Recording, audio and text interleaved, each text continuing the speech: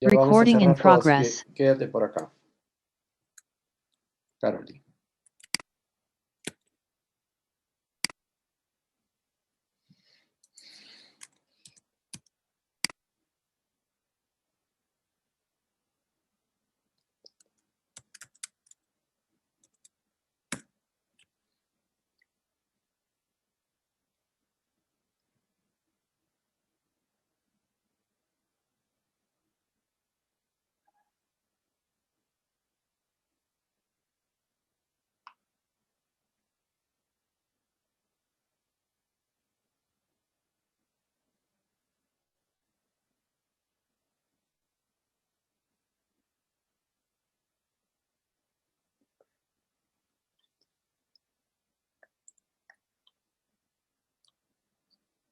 Suma de los cuadrados de la...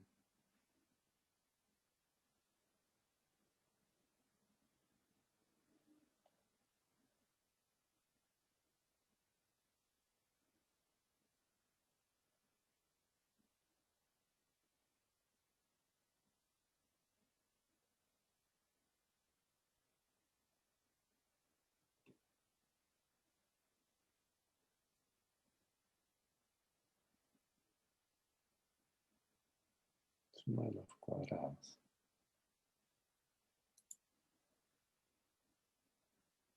Suma de los cuadrados.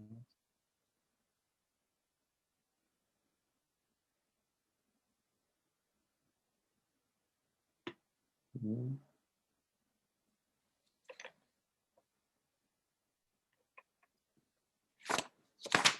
Suma de los cuadrados.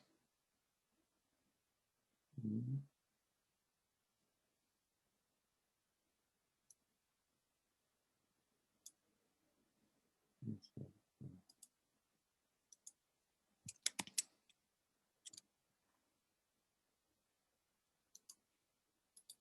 Chicos, bueno, acá estamos. Vamos a mirar rápidamente la separata de no, perdón, vamos a ver lo primero que es análisis, el diseño de experimentos, que es... ¿dónde está?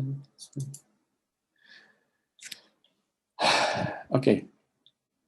Esto me parece que lo hemos mirado con ustedes antes, ¿no? Esta es la separata 11, conceptos sobre diseño de experimentos. Hay una primera parte sobre la metodología para hacer los experimentos.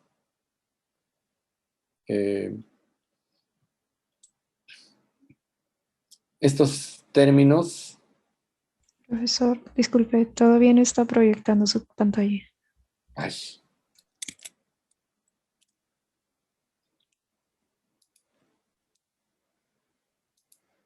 Ya. Bueno, disculpen. Esto ya lo hemos visto con ustedes, me parece, ¿no? Que es la separata número 11, ¿no? Conceptos sobre diseño de experimentos. Me parece que ya lo mencioné. Hay una primera parte que es importante que la lean, que la revisen para... son los términos que se usan para hablar de los experimentos. Cualquiera que esté ahora, digamos, interesado o enterado, tratando de enterarse de lo que se está pasando con esto del coronavirus, le va a llevar a que lean artículos, ¿no? Uno que otro artículo que han tenido que se ha publicado y se ha ido explorando, ¿no? Y averiguando qué pasa con tanto los medicamentos como los diferentes tratamientos, la medicina, etcétera. Y entonces van a encontrar terminología referente a los experimentos, ¿no? Y se acuerdan ustedes que hay fases en los experimentos, en las pruebas, por ejemplo, de de las vacunas, ¿no? En las cuales hablan de fase 1, fase 2, fase 3, etcétera, ¿no? La fase clínica. Y entonces hay que entender, ¿no? Lo que se habla, acá tal vez no está el término placebo, ¿no? Que sería en el caso en que las personas les dan una dosis como el resto, igual de igual manera que les dan una dosis en el sentido de que le dan algo, pero digamos, el contenido de la dosis es una sustancia que no le va a hacer daño, pero que no es la medicina que se está probando, ¿no? Es lo que llaman el placebo. En el caso de los experimentos en el tema, en el campo agrario, ¿no? El campo forestal, es lo que se llama el control, ¿no?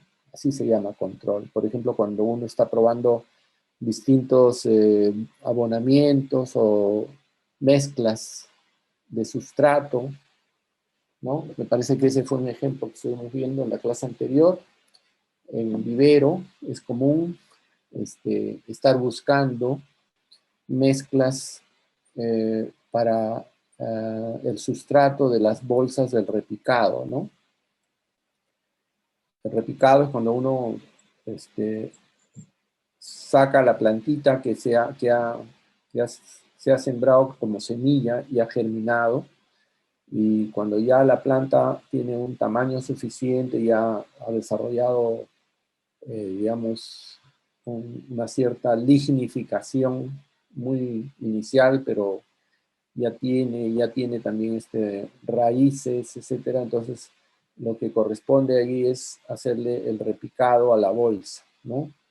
Entonces, se sacan las plantas individuales y se ponen en una bolsa normalmente una bolsa negra de plástico que tiene tierra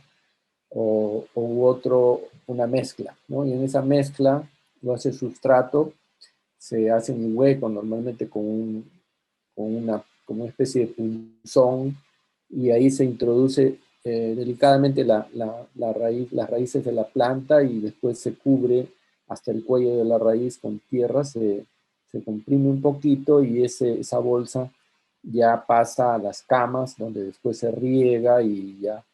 Entonces, hay, digamos, casos en los cuales hay materiales que están disponibles, ¿no? Y que pueden de repente conseguirse baratos, y les puede resultar más barato que traer tierra de otro lugar, ¿no? O pueden ser que lo que quieran es mejorar las características digamos, las propiedades del suelo o el sustrato, y lograr que la planta crezca mejor, más rápido, tenga un mejor porte. Sea la causa por la que sea, entonces a veces uno tiene que hacer varias comparaciones entre diferentes sustratos. Entonces, entre ellas podríamos, por ejemplo, mencionar tierra con arena, tierra con acerrín, tierra con gallinaza, creo que lo mencioné la vez pasada, que es los restos que se encuentran en la parte, en el piso de los balcones donde se crían gallinas, pollos, y así en diferentes proporciones, etcétera. El hecho es que lo común es que uno debe incluir como un tratamiento, es lo que se llama control, es la tierra que se usa normalmente, ¿no? Porque contra ese tratamiento, contra ese control es que uno va a digamos, ver y decidir si hay mejora o no hay mejora, ¿no? En general, digamos, uno lo que hace es probar, ¿no? Distintos tratamientos. Después, las unidades experimentales, hemos dicho que pueden ser cada planta en su bolsa, ¿no? Y uno mide cuánto crecen o pesan.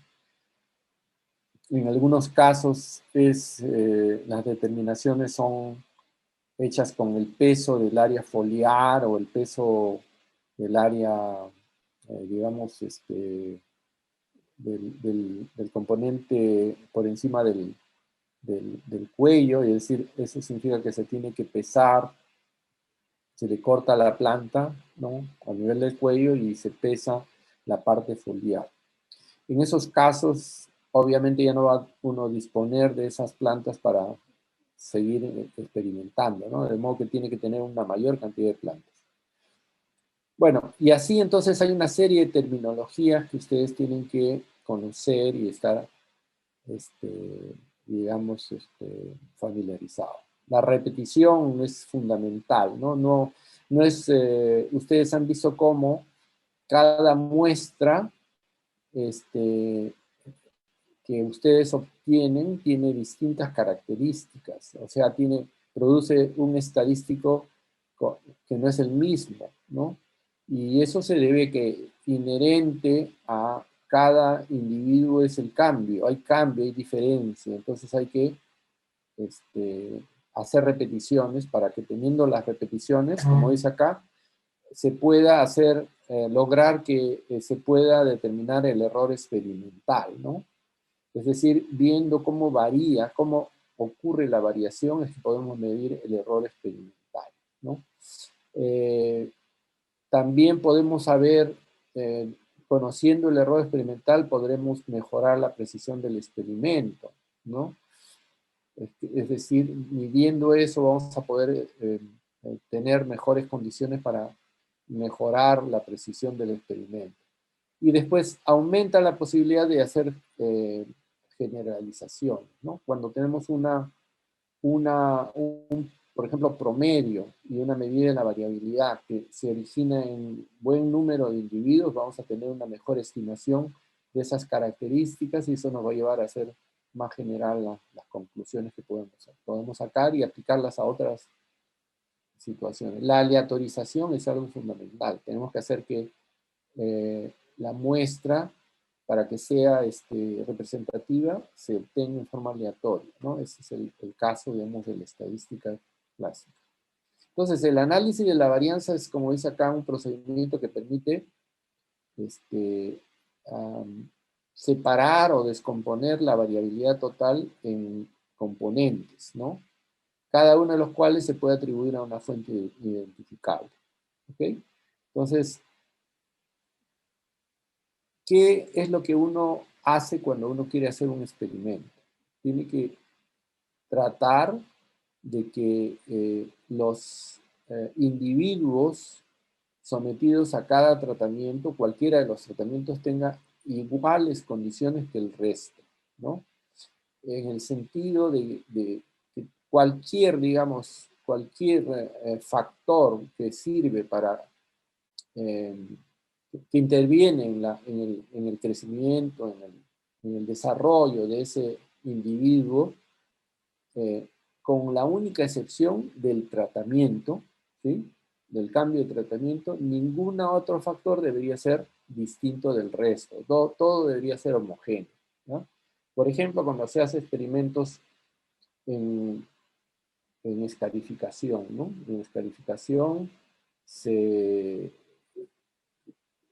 digamos, aplican diferentes métodos, después se siembran las semillas en placas de repente y se ponen en un ambiente para que éstas comiencen a germinar, ¿no? Entonces el ambiente en el cual uno pone para todos debería ser igual, parejo.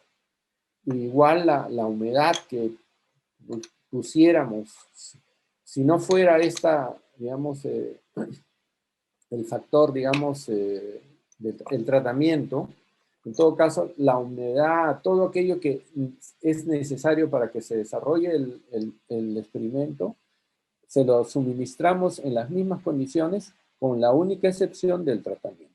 Es el tratamiento el que debe producir diferencias si es que las hubiera. Si no las hubiera, entonces todos los individuos, es decir, las unidades experimentales, se van a comportar según su propia naturaleza y no debido al efecto que el tratamiento pudiera haber tenido en él, ¿no? Entonces, eso es importante. Si nosotros no tenemos digamos, si nosotros no nos preocupamos porque las condiciones sean semejantes, homogéneas, digamos, y solamente, y no nos aseguramos que únicamente sea el tratamiento, la diferencia que se da entre ellos, entonces cuando se den resultados distintos, no vamos a poder saber con seguridad si esa diferencia en los resultados se ha debido a que han actuado en forma distinta los tratamientos. Porque en tal caso, podrían ser los otros factores, los que no hemos tenido cuidado en homogenizar, ¿sí? Podrían ser ellos los que determinan las diferencias. Entonces, por eso hay que preocuparse mucho por la homogenización, y en ese sentido la aleatorización es una parte importante. Entonces, por eso es que se hacen los diseños estadísticos, ¿no? Diseños que lo que buscan es asegurar, digamos, que todos reciban condiciones normales, iguales, con la salvedad del tratamiento. Un diseño básico es el diseño completamente aleatorizado. Este diseño admite muestras de distintos tamaños, es decir, cada tratamiento podría tener distintos tamaños, ¿no?, de muestra. Lo que es cierto es que sí tenemos que aleatorizar la asignación, ¿no? Tenemos los individuos y su distribución debe ser aleatoria, ¿no? Entonces, a la hora de hacer el procesamiento, entonces ya sí tenemos que pasar, digamos, a un cuadro como este, ¿no? En donde los tratamientos se procesan, ¿no?, por cada tratamiento, y como ustedes ven, el número puede variar, ¿no? N1, N2, cada uno puede ser distinto, ¿no? Entonces se llega, digamos, a un proceso en donde se lleva a lo que justamente nos está ocupando ahora, que es el análisis de varianza. El análisis de varianza, análisis es separar, ¿no? Es descomponer, ¿no? Ese es análisis. Síntesis es lo contrario, es decir, juntar, ¿no? Entonces, un ejercicio que nos enseñan a todos en la universidad es hacer análisis y después hacer síntesis, ¿no? Es decir, descomponer un problema complejo, lo descomponemos en partes, después tratamos de interpretar cada uno de ellos y después todo lo volvemos a juntar y esa es la síntesis. En el caso del análisis de varianza, lo que se tiene que hacer es separar, descomponer la variabilidad total, ¿no?, en componentes atribuibles, ¿no?, a causas conocidas, ¿no? Entonces, en el caso del análisis de varianza simple, ¿no?, del diseño completamente randomizado, van a haber dos causas, ¿no?, de la variabilidad o de la variación. Una es el tratamiento y otro es el error, ¿no?, el error experimental. Pero este error experimental, si lo hemos hecho bien, si nos hemos preocupado bien por darle homogenización al ambiente del experimento, al laboratorio, de repente a estas camas semilleras, ¿no? O de repente en el vivero a las camas donde se ponen las camas de repique. O sea, ustedes saben que cuando uno pone ya las bolsas donde se ha hecho ya el repicado, puede haber, necesariamente hay que regar, ¿no? Y entonces a veces sucede, ¿no?, que las camas son medias inclinadas, el terreno mismo es el que manda, etcétera, y puede ser que el riego favorezca a algunos, ¿no? Y desfavorezca a otros. Hay que tratar entonces de que haya una homogeneidad. Entonces, la solución es repetir, ¿no? Tener repetido de repente paquetes o grupos de individuos de un tratamiento, tenerlos aquí en la parte última o que caigan en forma aleatoria dentro de las camas, de modo que no se vean favorecidas o desfavorecidas por alguna cosa. Bueno, entonces el tratamiento es una cosa y las condiciones digamos, normales de producción vienen a encerrar lo que se llama el error experimental. Entonces hay que tratar de hacer esto lo más homogéneo posible, ¿ya? Que no existan condiciones distintas, sino que todos estén sometidos a las mismas condiciones lo más parejas. Cuando eso es así, entonces cuando eso está bien hecho, entonces si existieran diferencias significativas entre los individuos, por ejemplo, vamos a mirar a ver, vamos a ver un segundo. Ya. Si yo, por ejemplo,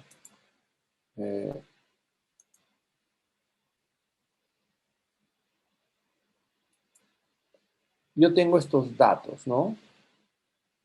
Entonces, estos son mis, por ejemplo, puedo hacer una representación, ¿no? En donde los colores, conforme adquieren un valor más grande, se vuelven más verdes, ¿no? Y mientras más bajos sean, se vuelven un color más rojo, ¿no?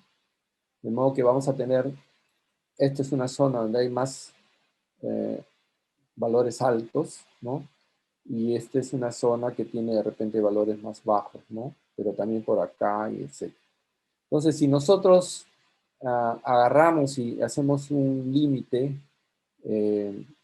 entonces estamos haciendo como un tratamiento, ¿no? Estamos descomponiendo, ¿no? Digamos, los tratamientos aquí es cada uno de los estratos, ¿no? Y entonces en R eso se trabaja como factores, ¿no? Entonces, si se aplicara lo que hemos definido acá, ¿no? Si dijéramos que esto es, que es correcta nuestra estratificación, ¿no? Entonces, ¿ven? Entonces, si es correcta esa estratificación, lo que hemos hecho es agarrar, ¿no? Y agrupar o formar una subpoblación, ¿no? Que tiene digamos que entre todos estos, ¿no? Todos los que forman esa población, ¿no? Se parecen, ¿no? Entre ellos, y vamos a tener entonces un promedio que, de esta representativa de esta subpoblación, y los individuos que forman parte de esa población se van a alejar poco, ¿no? de ese promedio, ¿correcto? Ahora, lo mismo podríamos decir del estrato 2. Vamos a tener un promedio, ¿no? De todos los individuos, todas las parcelas, porque los individuos son las parcelas aquí, ¿no? Y ese promedio, todos los individuos que forman parte de ese estrato van a tener una diferencia no muy alta, si hemos hecho bien nuestro trabajo, la variabilidad que va a haber en el interior de este estrato va a ser menor, ¿sí? Y a su vez eso mismo podemos decir en el estrato 1. Y el resultado va a ser de que cuando nosotros midamos la variabilidad que hay dentro de los estratos, ¿sí? Es menor que la que ocurre cuando nosotros sacamos medias, ¿no? De cada estrato y las medimos, las comparamos entre ellas, ¿no? ¿Entienden? Entonces, si yo logro hacer buena estratificación, voy a tener estratos distintos, ¿no? ¿Qué es lo que me dice que son distintos? Su promedio. El promedio de estos estratos van a ser bien distintos, distantes, podríamos decir, más distantes entre sí de lo que serían los valores de cada celda y su respectivo promedio del estrato, ¿no? ¿Entienden? Si eso es así, ¿dónde estaba? Acá. ¿Dónde está? Acá quedó, ¿no? Acá. Si eso es así, entonces esta medida, que es la suma de los cuadrados de los tratamientos, va a ser grande, ¿no? Pero no solo eso grande, sino que cuando yo lo divida entre el número de, o sea, cuando saque el promedio, ese promedio, ¿no? Suma y cuadrado de tratamientos, lo divida entre sus grados de libertad, porque eso es sacar el promedio, ¿no? Este promedio de la variabilidad va a ser distinto que el promedio de la variabilidad que hay entre estos, ¿no?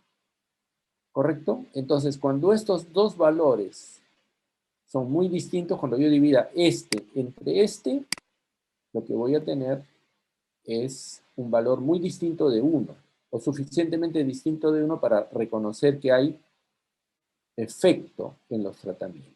Esa es más o menos la lógica que se usa. ¿Ok? Entonces, la prueba del AMBA, el análisis del AMBA es eso básicamente, ¿no? O sea, es una razón de varianza.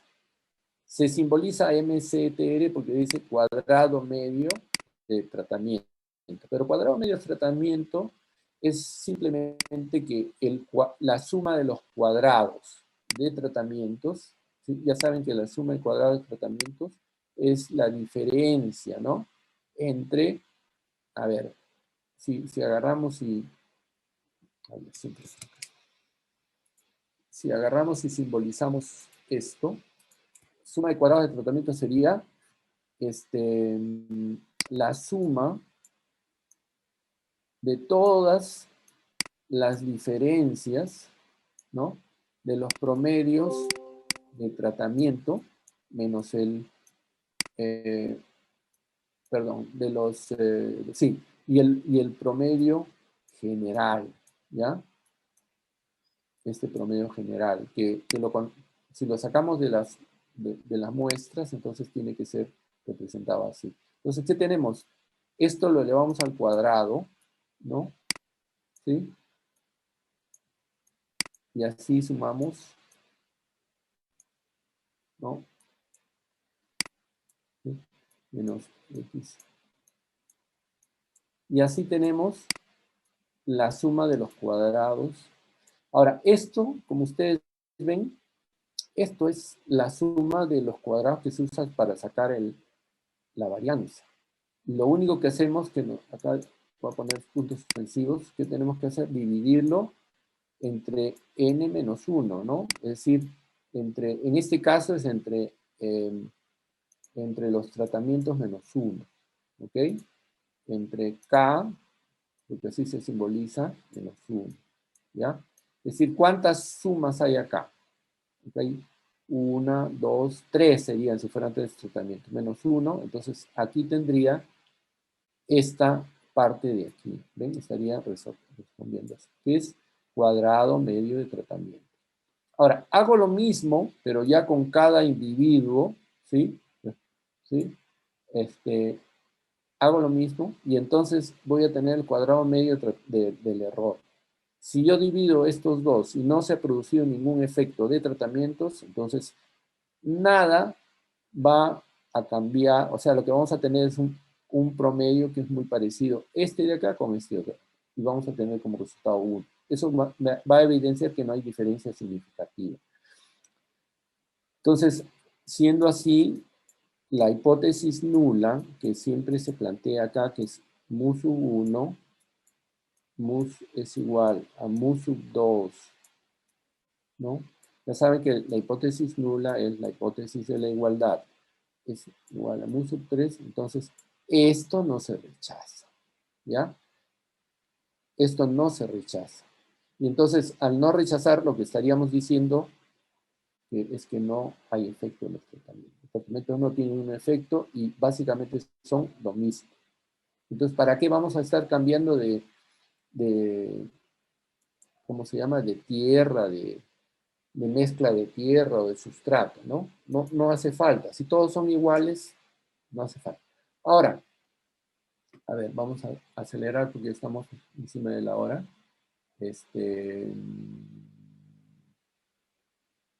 No sé por qué no me hace caso. Anotar. Ahora sí. Ya. Ok, entonces hay que entender bien este cuadrito del AMBA. Siempre, ¿ya? Entonces hay que ver que en un cuadrito del AMBA vamos a tener siempre lo que se llama la fuente de variación, ¿ya? Es decir, la variación total siempre va a estar en la parte de abajo. A veces se omite inclusive la fila de la variación total. Pero tenemos la variación total, la variación atribuible a tratamientos y atribuible al error, ¿no? Entonces, siempre vamos a estar sacando la suma de los cuadrados de tratamiento, la suma del cuadrado del error, y tenemos que dividir esa suma de cuadrados entre sus grados de libertad. Aquí en este caso tendrían que ser de acuerdo a los tratamientos. Si tengo 3 tratamientos, que sería en el caso de la estratificación, acá tendríamos 3 menos 1, 2, ¿no? Y eso es el divisor para tener los cuadrados medios de tratamiento. ¿Ven? Pues con eso yo voy a tener la varianza atribuible, ¿no? A tratamientos. Y por otro lado voy a tener la varianza atribuible al error, ¿no? Es decir, esto es lo que su naturaleza, en su naturaleza está, digamos, ¿no? Sin que si le apliquemos los tratamientos, ¿ah? Sin que se le apliquen los tratamientos y ese aplicándose los tratamientos. Y entonces hacemos el cálculo de la razón de varianzas. Dividimos una varianza entre la otra y según el valor que salga, vamos a poder tener, se mide contra una tabla o una distribución de F, ¿sí? Entonces, esa distribución de F es como una cosa así, ¿no? Y vamos a tener que ver, dependiendo de los grados de libertad del numerador y del denominador, buscamos en la tabla de F y dependiendo del alfa, para ver cuál es la posición, cuál es el lugar que le corresponde al valor crítico, ¿ya? El valor crítico. ¿Por qué? Porque de aquí para arriba significa un alfa igual al valor que se ha establecido, ¿no? De significancia. Y este valor ¿no? O sea, este valor de razón de varianza, que es el F calculado, ¿sí? Me va a decir dónde cae. Me va a decir, o sea, va a caer, de repente cae en este lado. Si cayera en este lado, entonces esta es la región de no rechazo de la hipótesis nula. Pero si por A o B cayera en este otro lado, entonces estaríamos en la región de rechazo.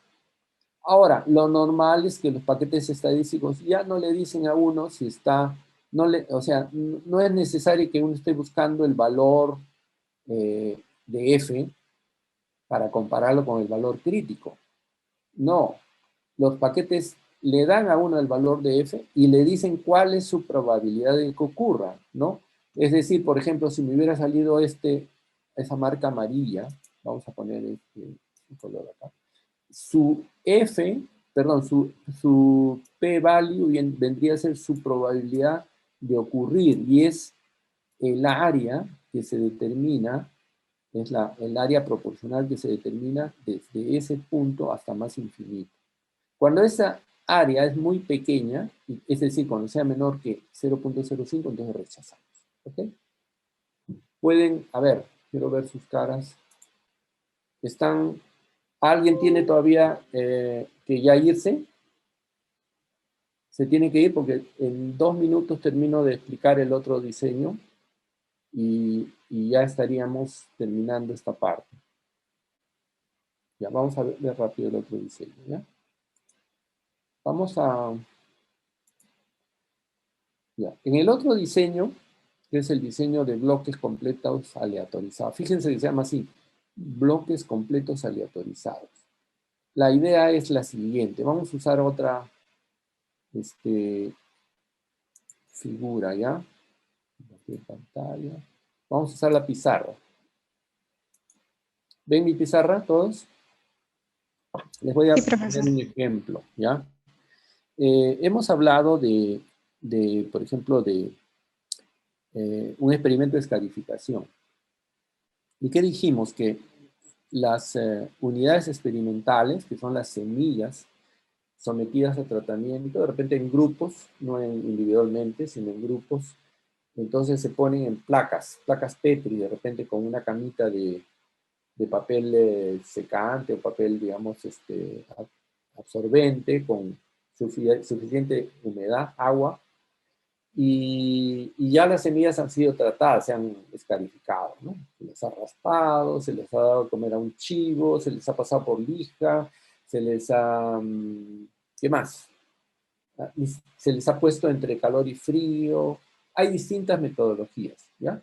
Cada tratamiento, entonces le puso en su placa, y estas placas tienen que tener repetición. Cada placa viene a ser una unidad experimental, ¿ya? Entonces tiene que tener un número, por lo menos de, no sé, 5 placas, y esas 5 placas, cada tratamiento tiene 5 placas, y esas placas tienen que disponerse en estas mesas o conservadores que tienen, y que se encargan de darle la temperatura, regular la temperatura, luz, etcétera, que están en el laboratorio. Pero ¿qué pasa si funciona mal? Entonces está perjudicando a las placas que tiene adentro.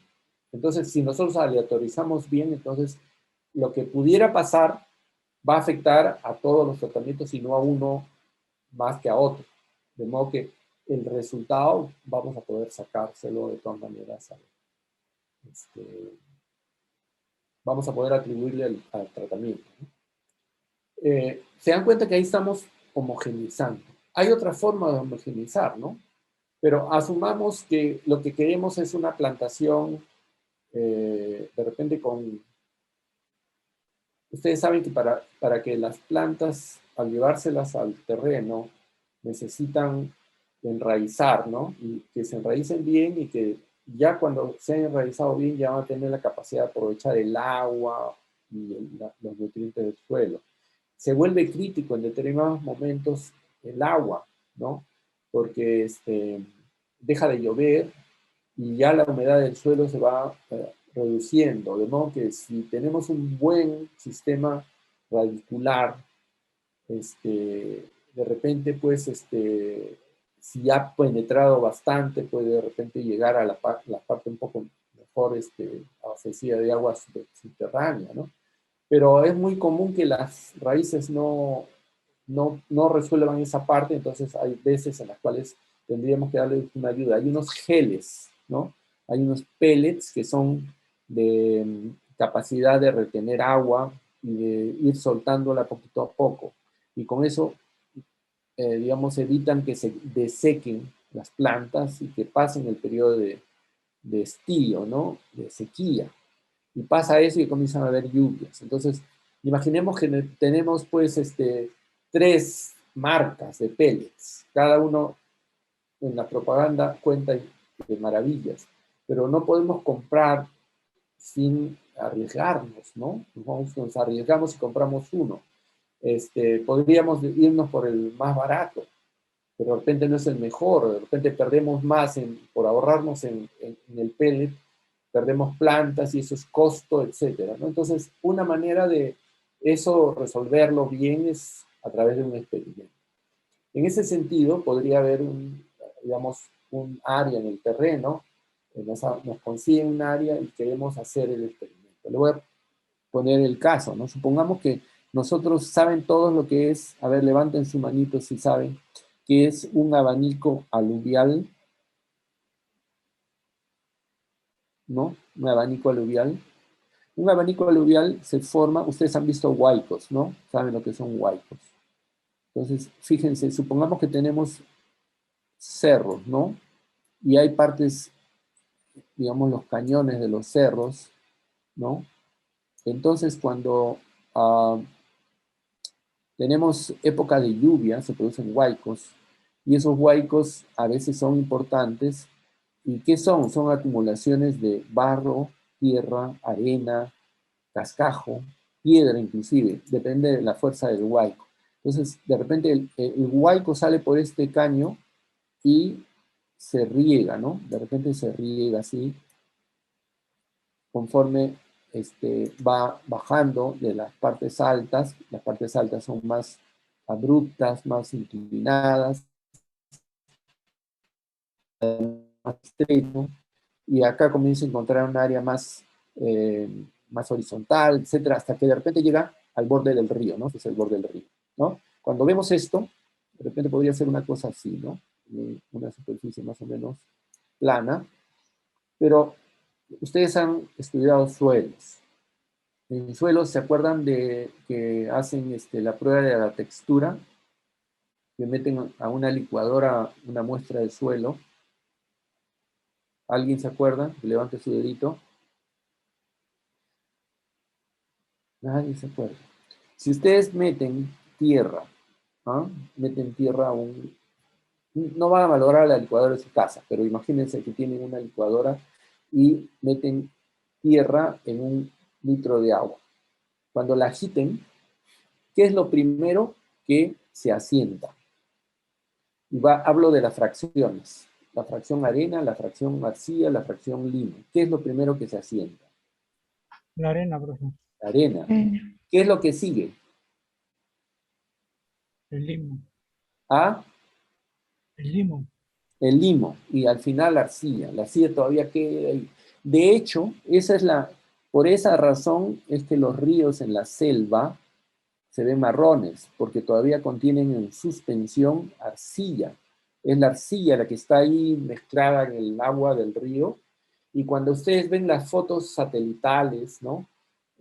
Cuando pasa el río Amazonas por Manaus, justo hay una confluencia de un río que viene del norte, que es un río negro, ¿no?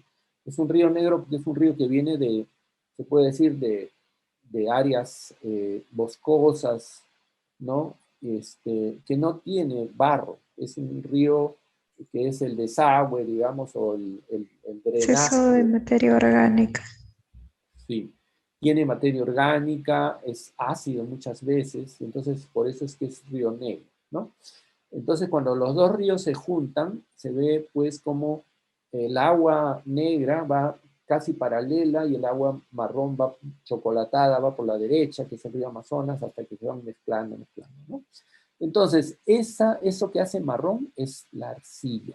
Y si yo pienso en esta ladera, vamos a tener que aquí en esta parte vamos a tener, lo primero que va a decantar o que se va a asentar van a ser las rocas, porque hay rocas también. Trae el huaico, ustedes no sé si han visto videos o han presenciado, no sé si se acuerdan, la época de acá de la niña, ¿no? O el niño, ¿cómo se le llamó?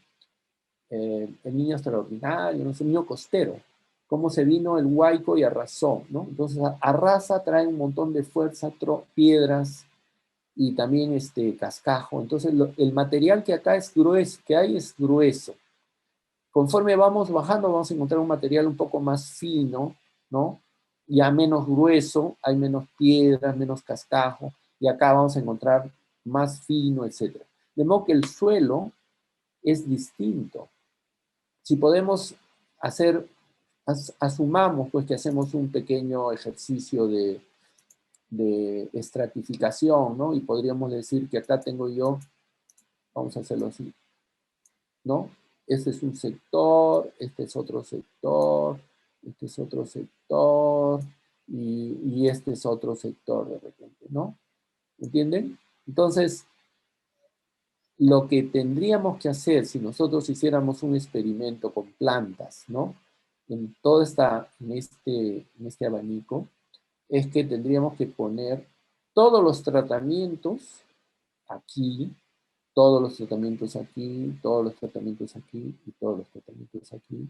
De modo que cuando obtengamos los resultados, no podamos dudar de que el efecto ha sido del tratamiento y no del suelo. ¿Entienden? Hemos tratado de homogeneizar las condiciones haciendo lo que se llama el bloqueo, ¿ya?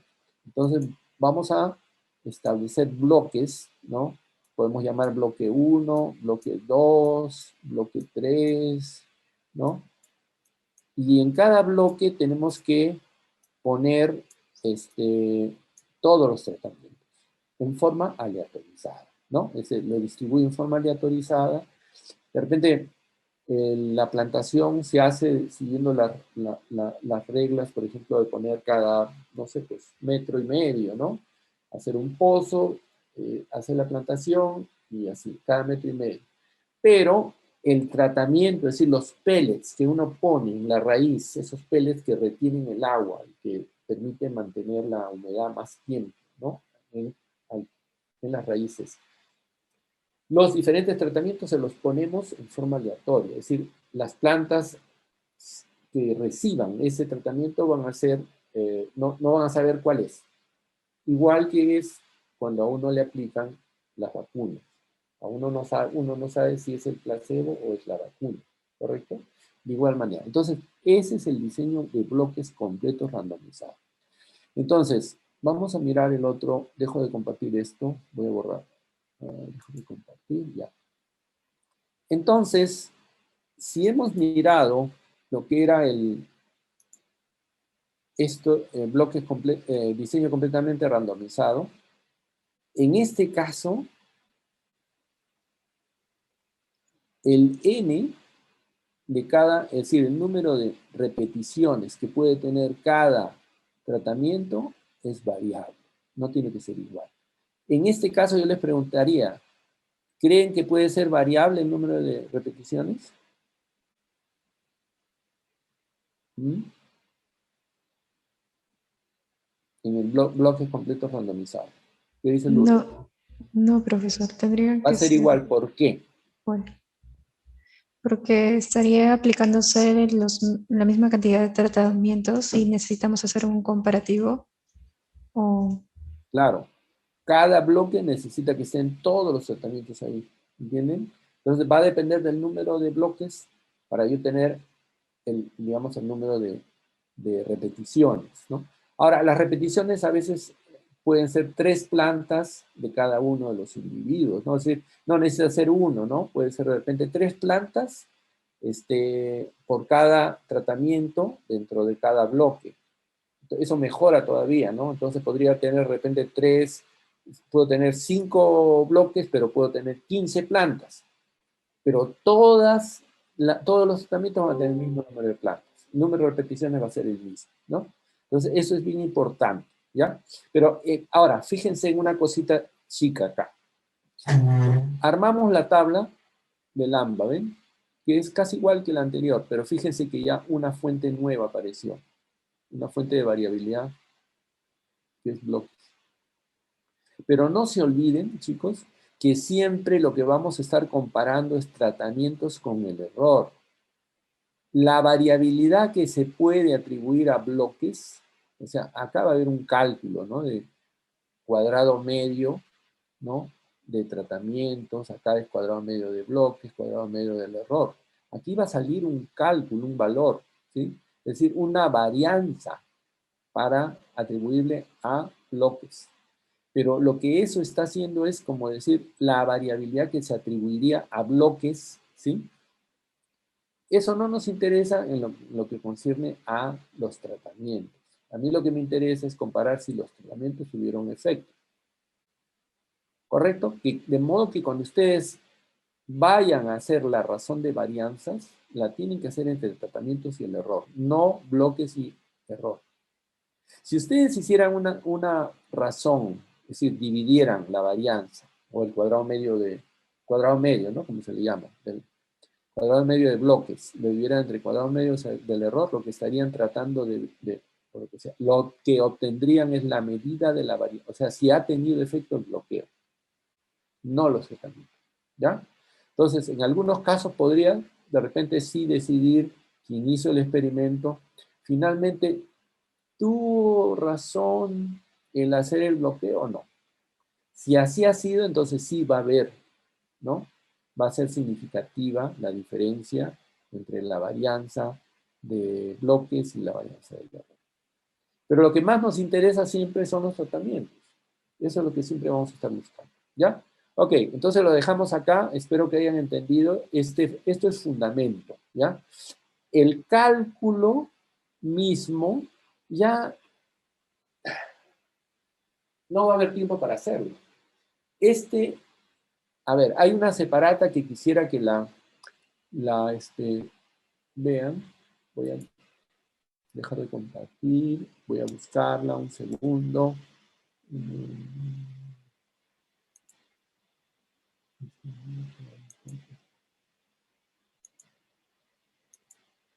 Ya.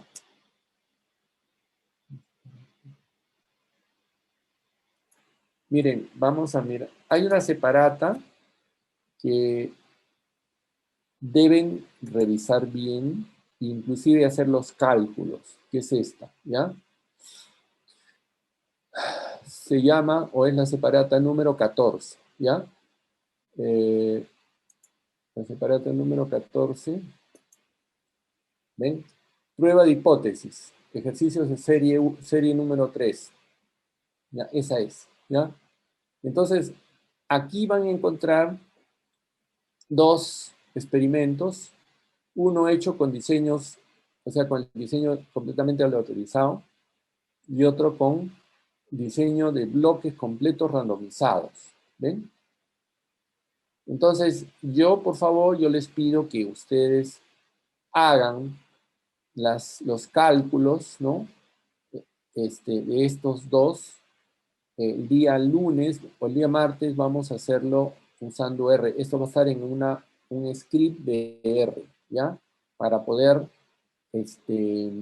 comparar nomás y quedarse ustedes con el ejercicio del script de R, ¿no? Que lo deban entender y deban ver cómo salen los resultados y cómo lo analizamos, ¿ya? Ahora, una cosa que es importantísima ahora que se queden así antes de salir, es que la prueba del AMBA, o el AMBA, el análisis de varianza, lo único que les va a ayudar a esclarecer es si ha habido diferencia entre los tratamientos. No les va a decir a ustedes cuál de los tratamientos es mejor, ¿no? En realidad uno puede sacar cuál es mejor o cuál quedó mejor, etcétera, y cuál peor, viendo los promedios. Pero lo que no va a saber es si esa diferencia entre los promedios, ¿no? En el caso de la comparación de dos, recuerden que el que uno salga mayor que el otro no significa que uno es superior al otro, estadísticamente. Hay que hacerle la prueba, ¿no? La prueba de hipótesis, porque de repente la diferencia entre los dos no es tan significativa. Es una diferencia que podríamos atribuirla a la aleatoriedad que tienen las muestras, la composición de las muestras. Igual tenemos aquí, vamos a tener promedios que se distinguen en valor, pero que no vamos a saber cuál de ellos se separa significativa de los otros, ¿correcto?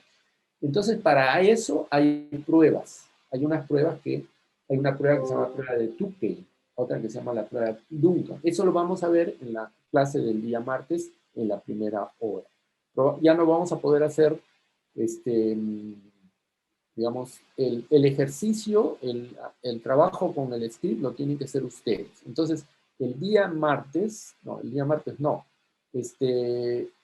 el lunes, ustedes van a encontrar una tarea, ¿ya? Esa tarea la tienen que hacer, ¿ya?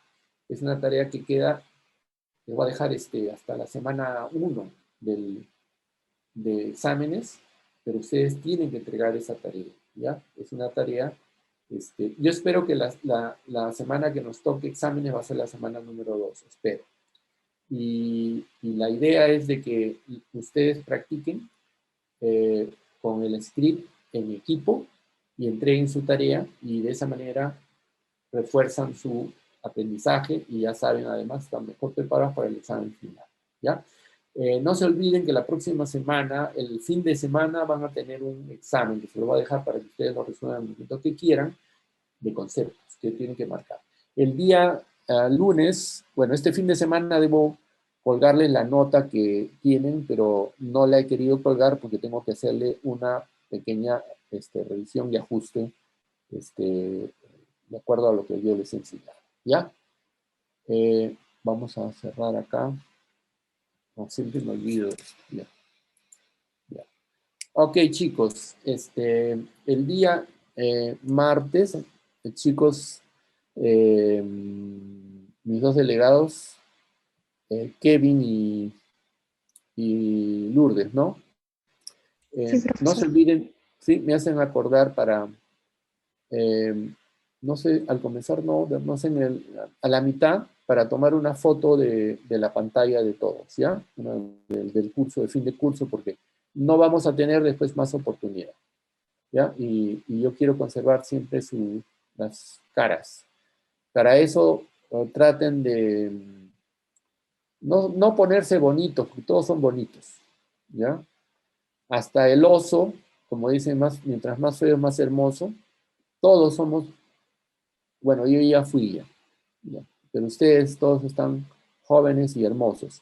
Traten entonces de poner más bien sí, una lamparita o un foco de luz para que no sean, ustedes no tienen tanto problema, los otros chicos sí tienen problema porque como están en otros horarios en donde ya ni sol hay, entonces a veces tienen problemas de luz, ¿no? De iluminación. Pero ustedes, bueno, en fin, la idea es que nos podamos tomar una foto de la pantalla, todos activan su video y nos sacamos una foto, ¿ya?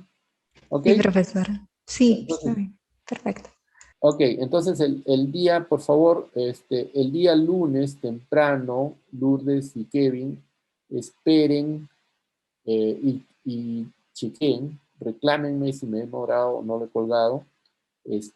Dos cosas, la tarea, la, la, sí, la tarea que estaría quedando, el script que corresponde para completar lo que tienen que tener y, y nada más.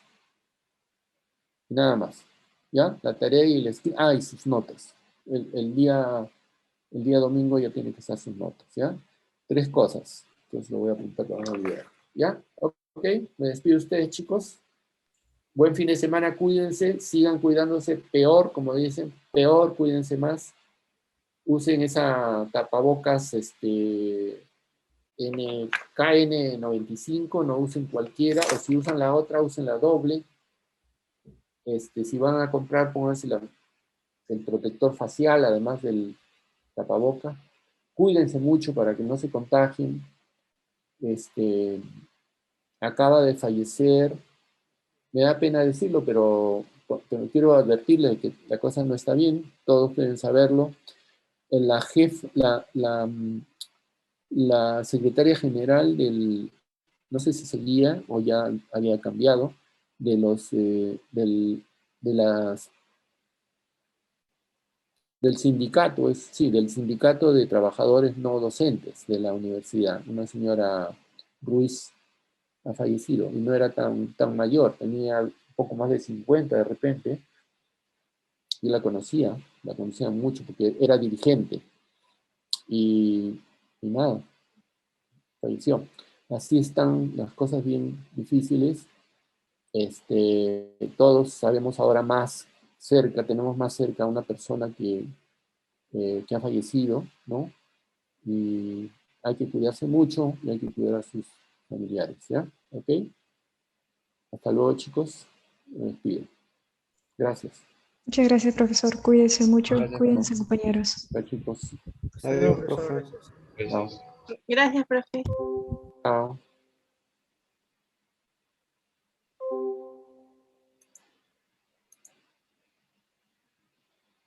Recording stopped.